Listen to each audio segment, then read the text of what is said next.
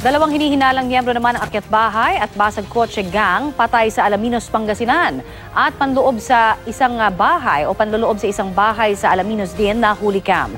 Yan at iba pa sa balitang probinsyang hatid ni Victoria Tulad.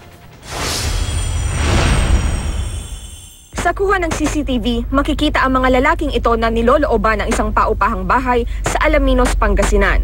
Ang isa sa mga suspect napansin na may CCTV camera. Sinira niya ang camera kaya nakita ng malapitan ang kanyang mukha. Sa follow-up operation, isinuko ng kanyang mga magulang ang suspect na nakita sa camera na si J.R. Perez. Aminado siya sa krimen, 2 laptop at nasa 10,000 piso umano ang natangay ng kanyang grupo sa apartment. Tinutugis na ang 3 pang kasabwat ni Perez.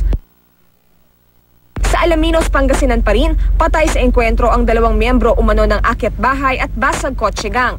Kinilala ang mga napatay na sina Reynald Humilde alias Joseph at Joseph Cabito Eliano alias Tatay Balong.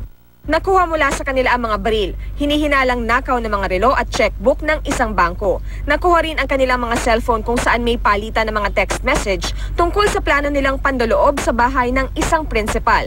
Hindi naman naniniwala ang mga kaanak ni Humilde na may baril siya. Wala pang pahayag ang kampo ni Eliano. Nakatayo lang sa harap ng pag-aari niyang meat stand ang isang konsehal sa Tuy, Batangas ng pagbabarilin ng mga di pa nakikilalang salarin. Sugatan ang biktima na kinilalang si Ronaldo Tumbaga. Base sa investigasyon, may pumaradang SUV sa meat stand. Maya-maya ay pinagbabaril na ng 3 sakay nito ang biktima. Agad na tumakas ang mga salarin. Isinugod naman sa ospital ang biktima na patuloy pang nagpapagaling. Iniimbestigahan pa kung ano ang motibo at kung sino ang mga nasa likod ng krimen. Victoria Tulad, GMA News.